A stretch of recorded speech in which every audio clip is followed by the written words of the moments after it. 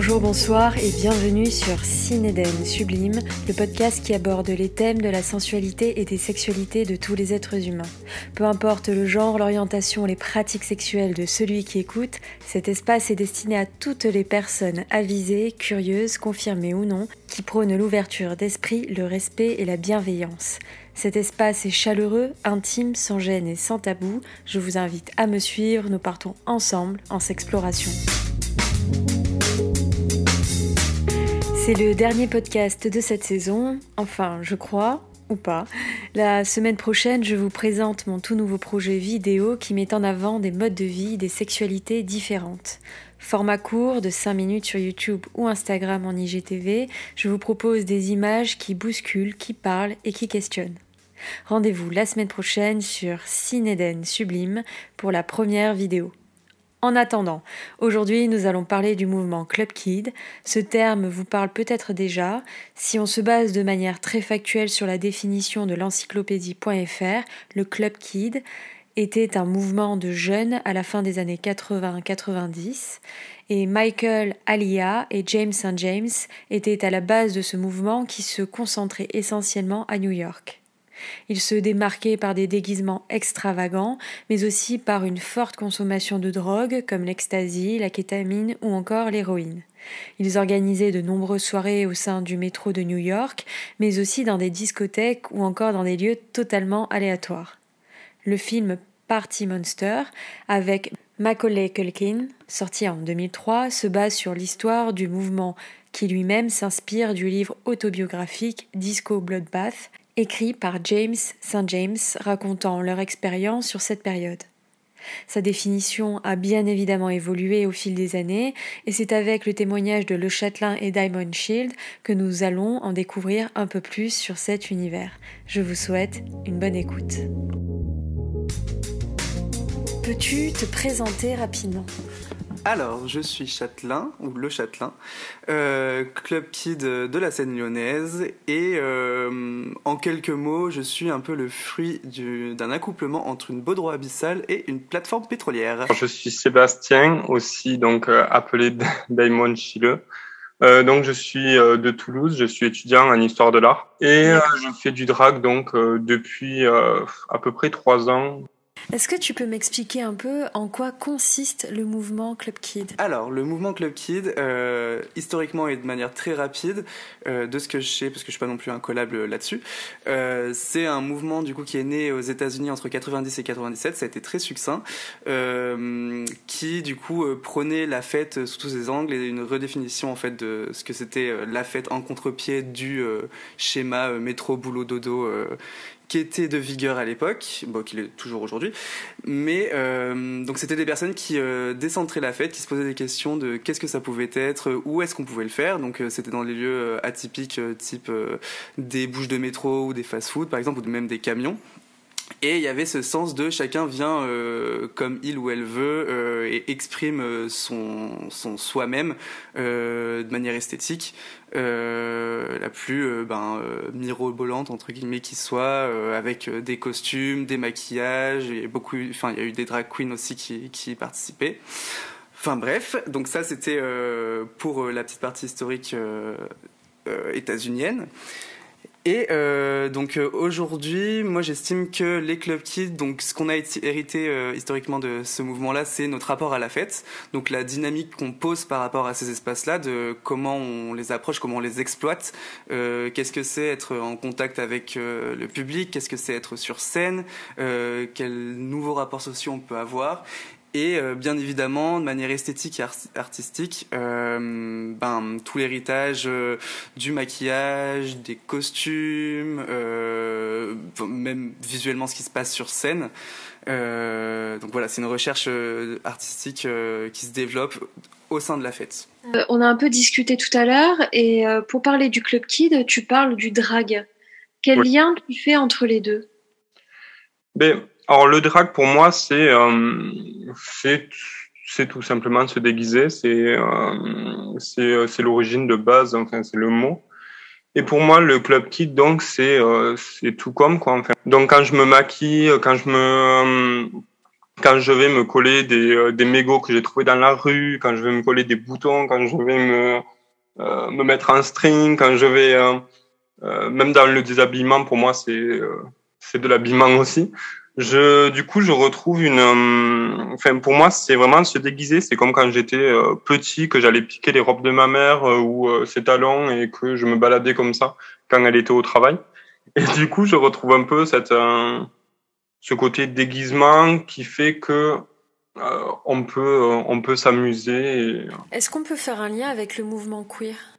Alors pour moi, du coup, justement, c'est que entre le queer et les club kids, c'est-à-dire c'est un peu tout est lié dans le sens où le club kid n'a pas de règles, n'a pas de limites. Enfin, les limites c'est juste celles qu'on s'impose et enfin encore si on s'en impose.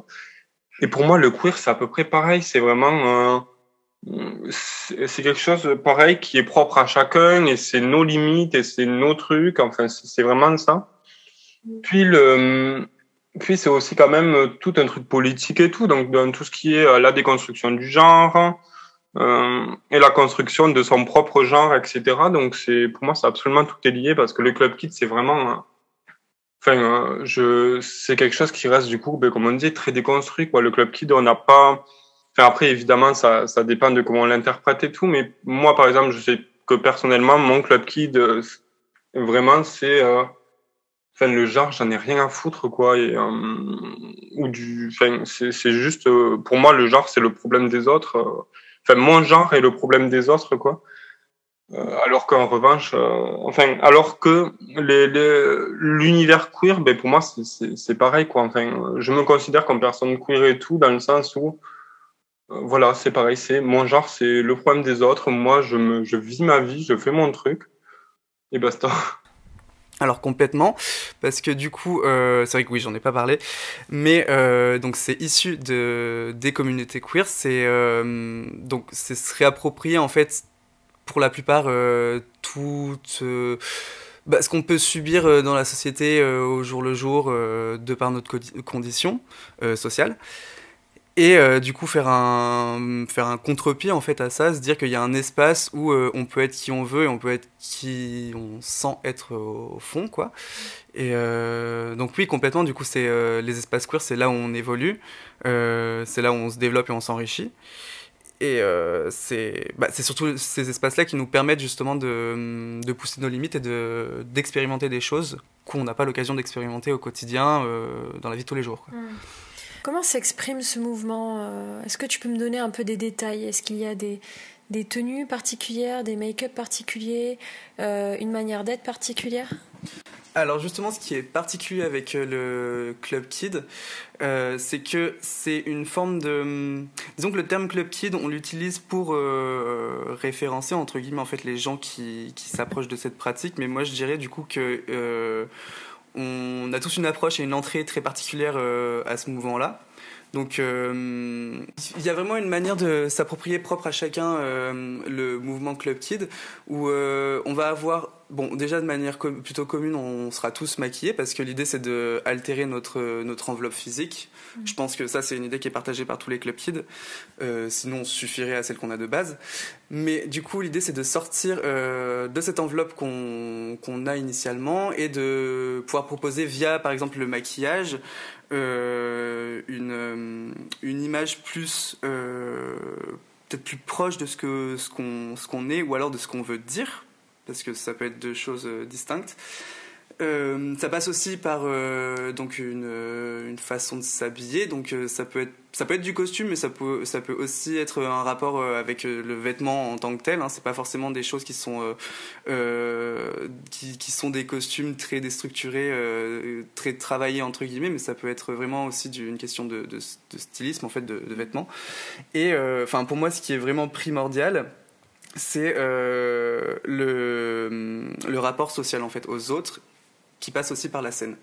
Donc c'est l'attitude et comment on retravaille nos échanges, comment on retravaille comment on laisse entrer autrui par exemple dans notre cercle, comment on réagit par rapport à lui et je dis la scène, mais on peut être Club Kid sans par exemple monter sur scène et faire des choses sur scène bien évidemment parce que du coup cette dynamique-là, elle rentre dans l'espace du club où on va se comporter d'une certaine manière vis-à-vis des autres sans forcément être sur scène et proposer une prestation scénique, quoi, entre guillemets. Et du coup, c'est vraiment se poser des questions sur comment on agit, comment on évolue à travers les autres. Et le fait de se grimer, entre guillemets, de s'habiller de manière différente, ça nous permet d'accéder à cette dynamique-là. Ça nous permet de tomber, en fait, les barrières un peu sociales qu'on a au quotidien pour se laisser plus de liberté, bien sûr en restant dans le respect d'autrui. Hein. Mais disons, ça nous permet justement de plus questionner la manière dont on évolue vis-à-vis des autres, dont on évolue vis-à-vis de soi-même aussi. Et ça passe par ce changement de forme esthétique et cette entrée en fait dans le lieu très spécifique qui est le club. Moi, j'y vois beaucoup. Alors, un sens artistique. Alors après, moi, je pense que c'est par rapport à... C'est-à-dire que j'ai pas beaucoup réfléchi à tout ça et tout. Je suis quelqu'un qui fait ça un peu sans trop réfléchir. Mais je pense qu'au fond de moi, il y a toute une question politique et donc, comme je disais, artistique. J'ai toujours été assez attiré par l'art et tout, surtout dernièrement, enfin, je sais pas, c'était suite à un voyage à Londres, etc., que j'ai vraiment eu en faisant la tournée des musées et tout, j'ai vraiment eu un gros coup de cœur pour des œuvres, des artistes et tout, et je me suis intéressé à l'expressionnisme viennois. Donc avec Egon Schiele, donc qui est mon artiste préféré et qui est aussi partie intégrante de mon drag, étant donné que c'est de là où je tire la deuxième partie de mon drag name. Et du coup, ça fait que c'est une recherche artistique, hein, mais qui est très basée sur la liberté, c'est-à-dire que je vais... Et ce qui est pour moi, du coup, à la différence de tout ce qui va être un peu drag queen, etc., c'est qu'il y a plus une liberté et aussi quelque chose qui vient casser le genre, chose que j'essaye de faire un peu au quotidien et tout, quand je m'habille dans la vie quotidienne et tout, ou quand je me mets, du coup, en drag, à... je ne cherche pas à me dire ah ça c'est homme, ça c'est femme, ça c'est quoi. En fait, je mets ce qui me plaît, je m'en fous, juste ça me plaît donc je le mets. Peux-tu nous partager quelques références de ce mouvement ? Du coup, pour s'informer, il y a le film dont on parle tout le temps qui est Party Monsters, qui du coup globalement retrace ce qui s'est passé historiquement en fait dans le milieu Club Kid et qui place en fait de manière assez efficace toute l'ambiance et les volontés, les valeurs qu'il y avait à l'époque. Maintenant, des choses plus contemporaines, je sais pas tellement, mais du coup, moi, mes inspirations, elles viennent autre part que, à proprement parler, ce qu'on pourrait qualifier de Dark Club Kid. Et en plus, les inspirations, enfin les références et inspirations seront vraiment propres à chacun.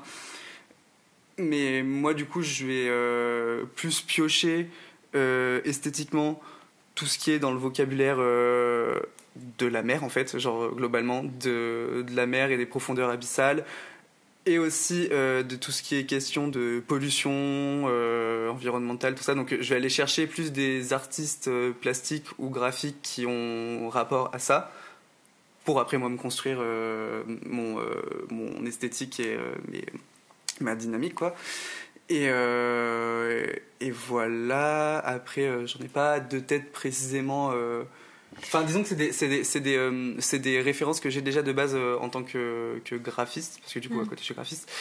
Ça aide un peu, du coup, parce que je suis arrivé déjà avec un bagage créatif et de références qui ont bien orienté ma pratique dès le début. Mais du coup, voilà, c'est plus des références graphiques que j'hérite et qui viennent teinter ma pratique de Club Kid. Est-ce que être Club Kid, c'est politique ? Comme je le dis, du coup, l'approche du Club Kid est vraiment propre à chacun. Après, je pense que, à titre personnel, mais peut-être un peu globalement aussi, c'est extrêmement important de pas oublier en fait dans quel milieu on évolue et pourquoi on fait ça. Enfin, on est dans le milieu queer et si on fait ça de base, c'est parce que on s'est rendu compte que y avait un problème avec une société qui nous représentait pas et qui était pas pas faite pour nous en soi, hein, parce que voilà, faut pas l'oublier, il y a beaucoup d'avancées, mais globalement de base, la société occidentale déjà est pas faite du tout pour nous. Et donc si on en est arrivé là, c'est qu'il y a des raisons et des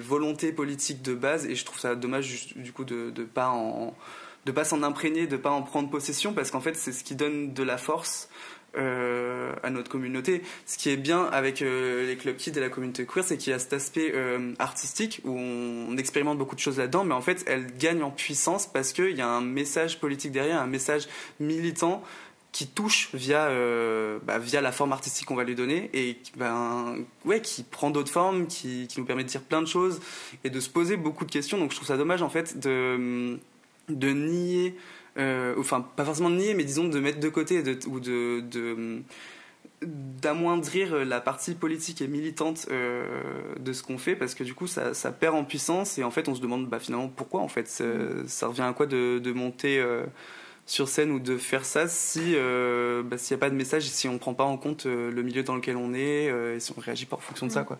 Quel lien il y a avec le drag ? Est-ce qu'il y en a un déjà, et si oui, lequel ? Aujourd'hui, il y a de base, il y avait un lien forcément avec le drag parce que du coup, on évolue dans la même communauté et on partage aussi les mêmes espaces. Les club kids et les drags sont très... Il n'y a pas de scission, encore une fois, je dis club kid parce qu'il y a besoin de se référencer selon un terme, mais en fait, pour moi, tout ça est extrêmement poreux. Et oui, on se fréquente beaucoup, on crée beaucoup de choses ensemble. Et c'est très lié, voilà, comme je disais, par rapport aux espaces qu'on partage et à la communauté dans laquelle on est né. Mais je trouve que c'est amené à être encore plus lié et à être encore plus poreux entre les club kids et les drags parce que... les drags, initialement, il y avait cette question de manière très basique, un mec qui se grime en femme et qui fait du coup du drag. Maintenant, on sait que c'est plus du tout ça et que c'est pas les mêmes, c'est pas du tout ça les intérêts de faire du drag. Et du coup, en fait, du fait que il y a la question du genre justement qui évolue à ce niveau-là, le drag perd ses éléments de définition qui le cloîtrait bien dans un truc particulier avant, et du coup ça rapproche de la même dynamique de Club Kid où justement on est sur c'est une interprétation personnelle à chaque fois, et du coup c'est très poreux entre les deux domaines, et finalement on arrive aux mêmes volontés d'une espèce de fluidité constante où finalement il n'y a pas d'élément qui définit et qui fixe la chose à proprement parler. Et je pense que au fur et à mesure finalement on va plus moi j'aimerais bien après j'aimerais bien, et je pense que c'est quelque chose vers lequel on va aller, mais finalement il y aura plus de drag ou de club kid, mais il y aura une espèce de terme, je sais pas, de terme global qui pourrait être genre d'artiste queer ou ce genre de choses qui justement évite de repréciser et du coup d'exclure certaines choses en ayant un terme un peu plus global et qui laisse la place à toutes les interprétations. Parce que c'est un peu ça l'idée, selon moi, de ce qu'on fait. Quel club kid tu es ? Alors justement, je j'arrive pas moi-même à définir les différentes sortes de club kid. Moi, je suis juste... je sais pas, en fait, pour moi, le club kid, c'est tellement un truc personnel. Parce que mon club kid ne va pas ressembler au club kid je sais pas, d'un club kid de Paris ou quoi.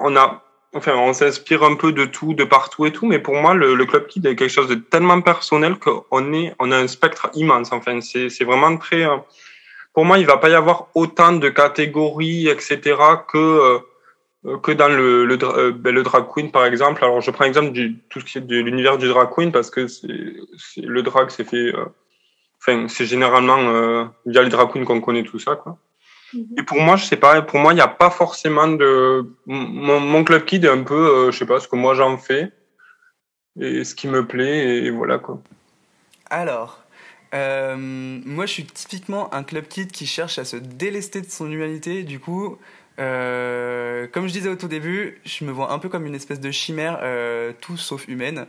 Donc une chimère qui est le fruit un peu. Ça, c'est une mythologie que je me construis autour, justement, pour faire une petite histoire autour du châtelain. Une chimère entre une espèce d'espèce aquatique qui, suite à la surpollution des océans, aurait muté en un truc à la fois ultra toxique et mais naturel. Et donc en fait, le châtelain, c'est chercher à symboliquement se délester de son humanité, mais dans le sens, quand je rapproche l'humanité à justement le carquois social en fait dans lequel on vit, du coup, se délester de ça et prendre possession d'un corps qui est une chimère animale et technique entre guillemets, du coup, au vu des déchets toxiques ou ce genre de choses, pour justement redéfinir en fait mon rapport à autrui. Et du coup, voilà, je pense on peut voir diverses, pas vraiment catégories, mais diverses volontés dans ce qu'on fait en tant que Club Kid. Mais par exemple, du coup, voilà, moi, là, je vais me délester de cette humanité pour aller chercher quelque chose de complètement autre. Je vois aussi qu'il y a d'autres artistes qui vont plutôt être du méta-humain, enfin j'ai envie de dire, ou qui vont vraiment justement prendre ce carquois et en faire un objet de travail. Et du coup, c'est là où par exemple moi je vais m'opposer à ça. Mais du coup, m'opposer, je veux dire dans ma démarche. Mais par contre, je trouve que c'est extrêmement riche de faire ça et de proposer diverses choses. Mais voilà, si je devais faire moi de ce que je vois, de grands pôles, je vois vraiment ceux qui vont se plonger encore plus dans l'humain et en ressortir tous les trucs qui soient bons ou mauvais et vraiment en faire la matière à travailler, et les autres justement qui vont chercher à se délester de ça et à chercher une forme autre qu'on peut travailler aussi dans l'espace dans lequel on évolue. Voilà. Comment joues-tu avec la notion de sexualité en tant que Club Kid ? Alors, c'est très particulier. Je pense de base, la notion de sexualité, elle n'est pas dans mon travail. Après, voilà, dans mon travail en tant que Club Kid, la question de sexualité, elle se pose pas. Parce que déjà de base, j'essaie un peu de me convaincre, mais aussi de développer ça vis-à-vis du châtelain, que le châtelain, c'est vraiment quelque chose de non défini. Par exemple, c'est ni une femelle, ni un mâle, ni rien d'autre chose. C'est un truc qui ne se définit pas. Un truc, globalement. Du coup, la question à proprement parler de la sexualité ne concerne pas le châtelain. Après, en fait, dans le milieu dans lequel on évolue, donc la question de la sexualité chez les personnes queer, chez les personnes LGBTQIA+, elle est quand même centrale. Et du coup, c'est un objet qui forcément est arrivé à moi et qui a fait que je me pose des questions. Et alors honnêtement, c'est un truc qui me terrorise un peu. L'objet sexualité, pas l'acte ou physique ou des trucs comme ça, mais l'objet sexualité pour ce que ça représente socialement et les attentes qu'on peut avoir ou juste la manière dont ça peut définir des personnes, c'est quelque chose qui me fait assez peur et qui a tendance à m'angoisser un peu. Mais du coup, voilà, c'est peut-être ça en fait aussi un objet de travail, quoi, c'est une question vraiment qui est venue en côtoyant, en m'inscrivant dans ces milieux et dans le fait de faire de la scène et le fait de faire ces soirées-là. C'est une question vraiment qui est venue se poser à moi. Après, voilà, j'ai pas tellement de réponses. Je suis encore en train de définir ce que ça représente pour moi et j'essaie de garder quand même un certain détachement parce que j'ai l'impression que ça te travaille. Ouais, ça me travaille, c'est ça. C'est un truc qui me travaille, mais de manière pas raisonnée quand donc du coup, j'essaie vraiment de le rationaliser et d'essayer d'avoir un détachement là-dessus. En tout cas, pour tout ce qui concerne Châtelain et l'espace club. Mais c'est un gros truc qui me pose beaucoup de questions sur moi-même. Ouais. C'est la base de l'humain et tant mieux si tu es dans cet état, ça veut dire que tu es en vie et c'est bon signe. Ma sexualité, évidemment qu'elle fait partie intégrante de mon Club Kid, mais je ne cherche pas forcément non plus à la faire ressortir. Bon, même si c'est pas non plus le plus grand plot twist de l'histoire, quoi. Mais j'ai un rapport avec mon drag, et ça d'ailleurs je ne saurais pas trop l'expliquer. mais qui est justement un peu basé sur tout ce qui est pas le sexuel, mais c'est-à-dire je suis très souvent, mais très très souvent, enfin voire 90% du temps, soit en jockstrap, soit en string. Genre vraiment, je sais à peu près mes tenues, quoi. Donc c'est pour dire que je sais pas, j'ai un truc avec montrer mon corps, quelque chose que je suis pas non plus la personne la plus à l'aise avec mon corps, mais vraiment loin de là. Et pourtant, quand je suis en drague et tout, je peux vraiment, j'ai quelque chose qui fait que j'en ai, justement, je suis en mode montrer plus, toujours plus, quoi. C'est vraiment, et je pense que j'amène un peu la sexualité via ça, quoi, je dirais. Est-ce que tu peux rapidement nous expliquer un petit peu ton parcours? Comment tu es venu à devenir Club Kid? À titre personnel, déjà, j'ai quand même quelques privilèges dans le sens où j'ai eu un cursus de graphisme et dans les arts appliqués. Donc, naturellement, j'ai été éduqué via mes études à avoir ce type de démarche, de questions et de démarche artistique. Après, j'étais arrivé à un moment de mes études où le domaine dans lequel j'étais me suffisait plus en termes d'expression. J'avais besoin de croiser plus de choses. Quand je dis croiser plus de choses, c'est les disciplines en fait. C'est croiser. J'avais besoin à ce moment-là de m'exprimer, pardon. De m'exprimer peut-être de manière plus corporelle en fait, via la performance par exemple, où j'avais besoin d'impliquer vraiment ma gestuelle et c'était quelque chose que je faisais pas à ce moment-là. J'avais besoin aussi peut-être de quelque chose qui allait plus chercher dans mon fort intérieur, donc dans mon personnel, donc vraiment de ramener mon identité et d'en faire un objet de travail.